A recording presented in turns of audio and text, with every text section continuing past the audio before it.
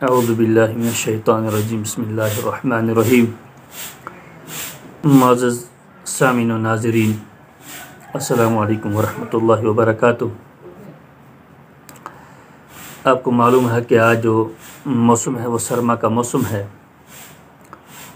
और इस मौसम में अक्सर हम खुफ़ैन का इस्तेमाल करते हैं, यानी मस्सियाँ पहनते हैं, क्योंकि इन मस्सियों पर मसा किया जाता है और इनके मुताल्लिक़ कुछ ज़रूरी मसाइल थे जिनका आपके सामने रखना मुनासिब समझा, इसलिए आपके सामने रूबरू हुए हैं कि मसे के मुताल्लिक़ कुछ ज़रूरी मसाइल जो हैं वो आप तक भी पहुँच जाएँ। सबसे पहले ये कि किन मौज़ूओं पर मसा करना जायज़ है। देखिए, मुतलकन ये याद रखिए कि सिर्फ़ चमड़े के मौज़ू पर मसा जायज़ है, इसके अलावा किसी भी और दूसरे मौज़े पर मसा करना जायज़ नहीं है, क्योंकि चमड़े के मौज़ू पर जो मसा करना जायज़ है ये अल्लाह के नबी अलैहिस्सलातु वस्सलाम की हदीस से साबित है, और सिर्फ़ चमड़े ही के मौज़ू से जो मस्सियाँ हमारे चमड़े की होती हैं उन्हीं के मुताल्लिक़ है और ये उन्हीं तक ही मखसूस रहेगा।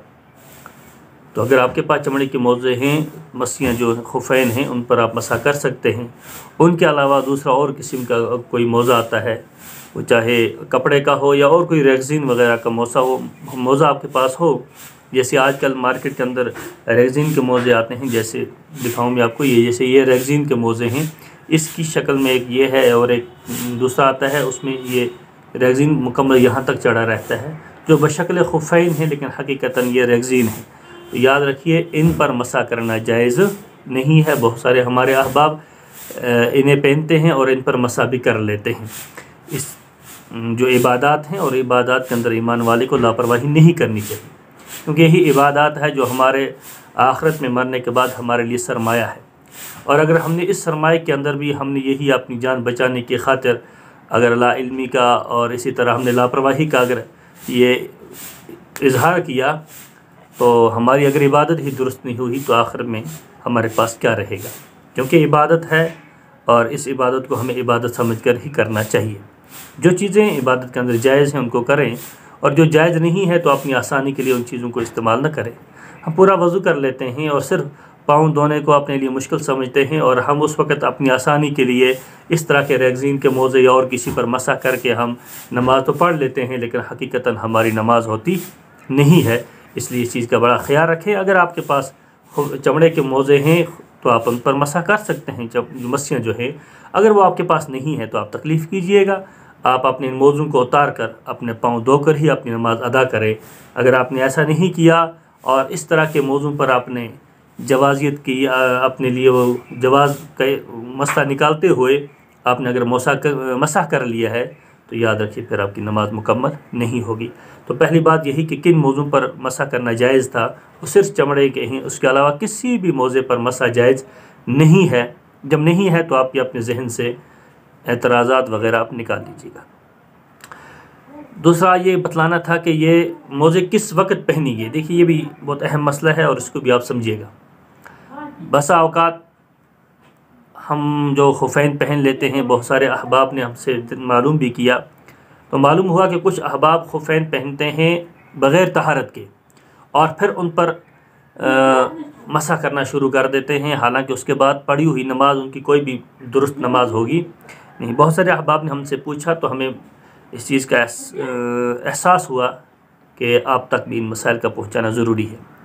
देखिए, जो हम खुफ़ैन जो मस्सियाँ पहनते हैं, तो इसके लिए शर्त यह है कि पहले हमारी पाकी होना ज़रूरी है, यानी पहले से हम बावुज़ू हों, हमारा वज़ू पहले से मुकम्मल हो, और वज़ू होने के बाद फिर हमने खुफ़ैन अगर पहनी है तो उसका हुक्म यह है कि उसके बाद जब भी हमारा वज़ू टूट जाएगा, नया वज़ू हम करेंगे तो हम अपने खुफ़ैन पर मसा ही कर लेंगे, हमारी नमाज़ दुरुस्त हो जाएगी।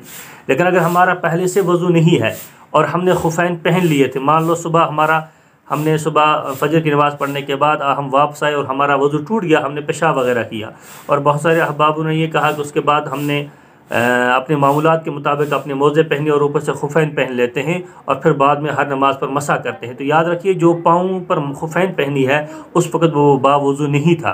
अगर नहीं था तो उसके लिए हर वज़ू पर पाँव का धोना लाजमी था, लेकिन उसने धोए नहीं, सिर्फ मसा किया है, तो उसका एक फ़र्ज़ में से एक फ़र्ज़ छूट गया है, तो उसकी नमाज दुरुस्त होगी नहीं। इसलिए याद रखिएगा, जब भी आप खुफ़ैन पहनेंगे, आप खुफ़ैन, तो उस वक़्त आपके लिए शर्त है कि आप खुफ़ैन पहनते वक़्त आप बावुज़ू हों, आपने वज़ू के लिए अपने पाँव को धोया हो। अगर आप वज़ू से हैं तो फिर आप खुफ़ैन को पहन लीजिए और उसके बाद आप फिर मसा कर सकते हैं, आपके लिए वो जायज़ है। मसे की मुद्दत क्या है, कितने दिन तक हम मसा कर सकते हैं या कितनी नमाज़ों तक कर सकते हैं? तो याद रखिए, इसमें दो हुक्म है, एक है मुकीम का और एक है मुसाफिर का। मुकीम उस शख्स को कहते हैं जो शख्स अपने ही घर में रहता हो, अपने ही यहाँ रहता हो, उसे मुकीम कहते हैं, और उसके लिए हुक्म यही है कि वो एक दिन और एक रात तक अपने खुफ़ैन पर मसा कर सकता है, उसके लिए जायज़ है।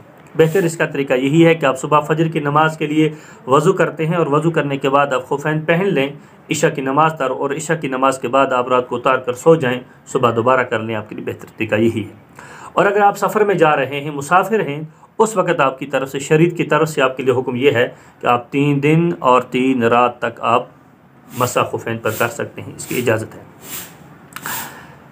ये वक्त कब से शुरू होगा जो हम खुफ़ैन पर मसा करते हैं, ये शुरू कब से होगा? तो याद रखिए, जब आपने सुबह वज़ू किया, वज़ू करने के बाद आपने सुबह खुफ़ैन पहनी, तो वज़ू करने के बाद जब तक आपका वज़ू मौजूद है, आप तहारत पर हैं, तब तक वक्त शुरू नहीं होगा। मिसाल के तौर पर आपने सुबह 8 बजे वज़ू किया, वज़ू करने के बाद आपने 8 बजे आपने खुफ़ैन पहन ली। अब जाने के बाद 8 के बाद 9-10 बजे तक आपका वज़ू नहीं टूटा, तो 9-10 तक ये 2 घंटे हैं, या आपके मुद्दत में शुमार नहीं होंगे। और जिस वक्त आपका वज़ू टूटेगा उस वक्त के बाद से फिर आपकी मुद्दत शुरू हो जाएगी कि आप उसके बाद से मसा कर सकते हैं। तो जब तक आपने खुफ़ैन पहनने के बाद आप तहारत पर हैं, तब तक आपका वो वक्त, चाहे वो एक नमाज का गुजर जाए, चाहे वो 2 नमाज का गुजर जाए, वो इस मुद्दत के अंदर शामिल नहीं होगा। और आखिरी बात ये आपसे याद करनी है कि मसा करने का तरीका क्या है। खुफ़ैन पर हम मसा, जैसे हम सर का मसा करते हैं, उसकी भी एक मखसूस तरीका है। तो खुफ़ैन पर मसा कैसे करते हैं? बहुत सारे अहबाब ने ये मालूम किया कि खुफ़ैन जो हम चलते हैं और चलने के बाद हमारे जो खुफ़ैन है और इनके तलवे पर गर्द वगैरह लग जाती है, तो हमें मसा के लिए क्या नीचे से इनको साफ़ करना है, मसा नीचे से करना है या इनको धोना है, क्या करना है? तो याद रखिए, जो खुफ़ैन पर मसे का हो जो हुक्म है, वो मसा नीचे तलवे पर नहीं करना है। खिलाफ़ क़यास है ये। अक़ल तो यही कहती है कि नीचे से करना चाहिए, लेकिन शरीयत का ये मसला भी खिलाफ़ क़यास है कि मसा नीचे से नहीं बल्कि ऊपर से किया जाएगा। आप जब खुफ़ैन का मसा करेंगे तो आप अपने हाथ भिगोने के बाद आप इसके सामने वाली इन उंगलियों पर हाथ रखेंगे और फिर सामने से इस तरह खींच कर हाथ ऊपर लाएंगे, तो आपका ये मसा हो जाएगा। तो मसा ऊपर से किया जाएगा, नीचे से मसा नहीं किया जाएगा, आप मसा ऊपर से करेंगे। तो ये कुछ ज़रूरी मसाइल थे जो मसे के मुतालिक थे, आप तक ये पहुंचा दिए हैं। अब इसके बाद कुछ और मसाइल हैं, वो ये हैं कि ये मसा जो हम करते हैं, इस मसे की मुद्दत कब मुकम्मल होगी और ये मसा कब टूट जाएगा। जिस तरह हमारा वज़ू टूटता है, इस तरह बसा औक़ात ये मसा भी टूट जाता है और उस वक़्त इसका एतबार नहीं होता है, हमें खुफ़ैन उतारने पड़ते हैं, पाँव धोने पड़ते हैं। ये कब टूटेगा, किस सूरत में टूटेगा और कौन सी सूरत इसमें पाई जाएगी, तो हमें अपने मोज़े उतारने पड़ेंगे। उस वक़्त मसे से काम नहीं चलेगा। इंशाअल्लाह उसको भी आपके सामने रखेंगे। अल्लाह ताला से दुआ है कि अल्लाह ताला सुनने से ज़्यादा हम अमल पैरा होने की तौफ़ीक बख्शे।